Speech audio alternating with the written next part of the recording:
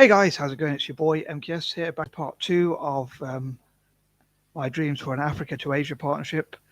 You can probably tell I'm in a different room again. But yeah, sorry if I'm sitting back a bit. I'm sitting back a bit, but I hope you can hear me properly with the mic because just because of my back, if I sit forward too much, I get a bit of a bad back. At least I went to the gym today. I haven't reached all my goals and all that today, but or I didn't get to work on everything I wanted to.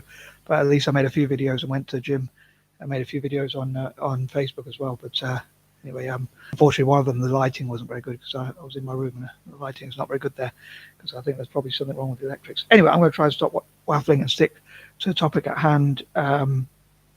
So yeah, here goes. As ever, please don't hold back your feedback, post in the comments, and I'd be so grateful if you share the video as well. Please do post in the comments and share the video and like it and whatever other ways you can help my channel. I really appreciate it. And drop me some constructive criticism perhaps, or points of view to improve, points of improvement or whatever you want to call it, and also some positive reinforcement,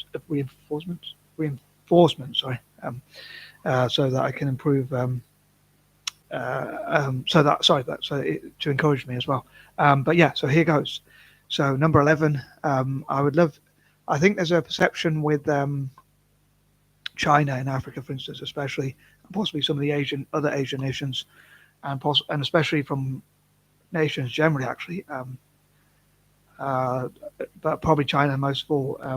There's a suspicion about them putting African countries into debt traps, which unfortunately probably is true. To be honest, pains me to say. I don't really want to say it, but yeah, unfortunately, it is probably true, and I hope that African and Asian nations will. Sorry, I got my wires a bit crossed. Will look at ways they can make sure that they have a mutual benefit. I know China will probably, and other countries will probably argue that they do already have a mutual benefit with Africa, but yeah, I hope they'll prove it and reassure it. And one of the things I was thinking, for instance, is every nation that invests into Africa should have to train at least, say, maybe 40 people, 30 or even 40 or maybe even more people in technology, so that or in STEM generally, so especially in tech, so that Africa can make sure they get something out, any trade deals. So if they are selling their resources, they're actually getting a good deal for them. Again, I'd love to hear what you think about that, as well as my other points. Number 12, I hope that they will talk about positive things about each other, what they like about each other, and encourage each other. And as I said in part 1, support each other's projects, generally like architectural projects, support each other's aims, aspirations. I think I forgot to say in part 5, I'd love to hear from Asian aspirations, especially the nations and African as well, of course, their aspirations of what they want their country to achieve, and maybe aspirations even for the entire continent of Africa as well as Asia, for both continents together as well to prosper, and how they can, as I put in the live chat Q&A, what are the best ways for both Africa and Asia to benefit. So I hope all African and Asian nations will benefit, like cooperate together, talk about peace deals with each other, not go to war with each other, of course, maybe even make deals with, maybe even facilitate a peace deal between Russia and the Ukraine, for instance, and make peace, avoid a potential conflict between, say, China and Taiwan, or Rwanda and I can't remember who it is, one of their neighboring nations, which I think it's the Congo actually, which people say they're going towards. So how can the African and Asian Union or Alliance, in Asia's case or whatever, how can organizations like that,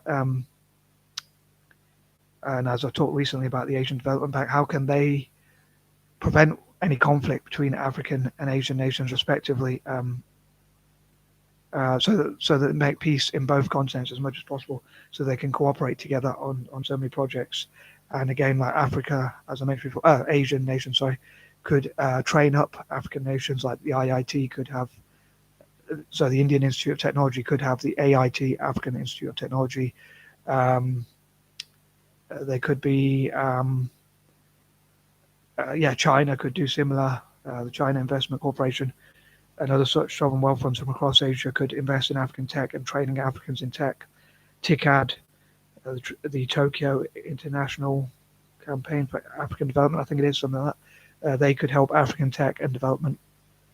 South Korea could help especially South Africa, South to South Partnership, and they could have all sorts of deals like that where Asian nations train Africans in tech in return for trade deals. And again, Egypt, I would love to host, facilitate, and just generally organize, host, and all that kind of thing. All these sorts of events with like buildings in Egypt itself, especially, and like they could host summits, conferences, events, and all those sorts of things. Number 13, I hope they address many issues that African nations face, like poverty and other such problems they face, global warming, natural disasters, and things like that. Unfortunately, I hope they'll address those issues and look at what their main issues are, and also issues facing the world. And number 14, on that note, they could look at the solutions for each other, but also the rest of the world, and sell those solutions on, monetize from those solutions. So yeah, make sure they capitalize on solving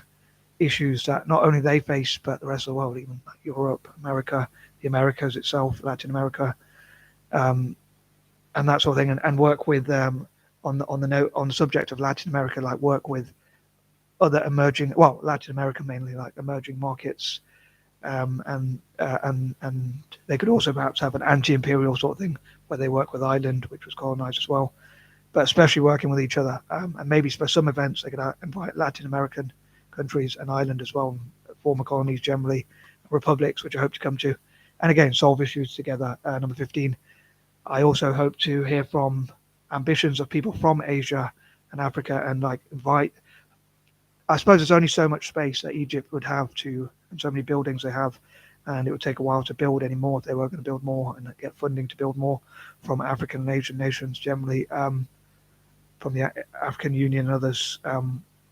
So that, I think those would be good long-term investments. But if they could invite as many people, individuals, and also businesses, organizations, NGOs, charities, politicians, obviously governments, ministers, diplomats, and all sorts of things like that, all sorts of people like that, if they could invite them to Egypt from Africa and Asia, and talk about how they can support each other's projects in music, movies, and all sorts of different industries, music industry, the movie industry, and all other possible industries, and yeah, individuals as well, as I say, and even possibly ordinary people from Asia and Africa, talking about their aspirations. Maybe at least they could at least interview people from Africa and Asia, like people could interview them. I suppose that could be done in all possible Asian and African countries, not just in Egypt itself, but where people from Egypt could go to those countries, or even people from African and Asian nations generally could go to each other's countries, or at least in their own country, or both, preferably,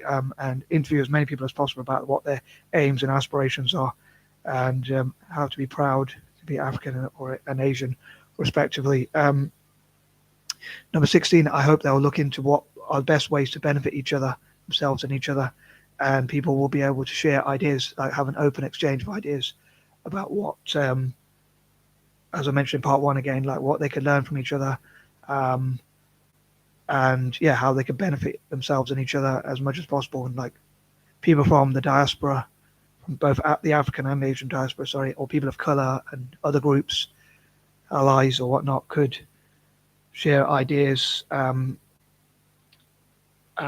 benefit each other. Number 17, on that note, that just gave me an idea when I mentioned allies. Like basically, I suppose all African and Asian nations could perhaps be allies to each other, and if they can't prevent or at least limit the war in between Russia and Ukraine, or between each other, they could perhaps at least have a deal with Russia to make sure that they tell Russia not to involve any African or Asian nations, or make sure those sorts of wars, or any war, hopefully doesn't adversely affect African or Asian nations more than necessary, or basically they affect African and Asian nations as little as possible, or certainly not too negatively.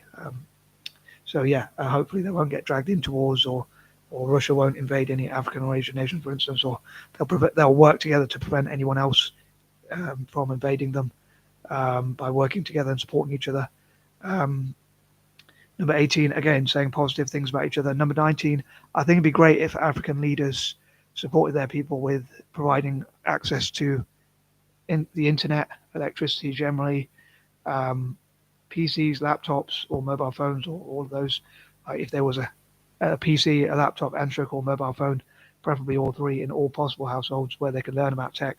Also, opportunities to learn about technology and that kind of thing. And number 20, also STEM generally. So, but yeah, I'm going to wrap it up there. And hopefully, if you have any ideas, you will post them in the comments. So please do that. And appreciate it so much. And I am out. Peace and love.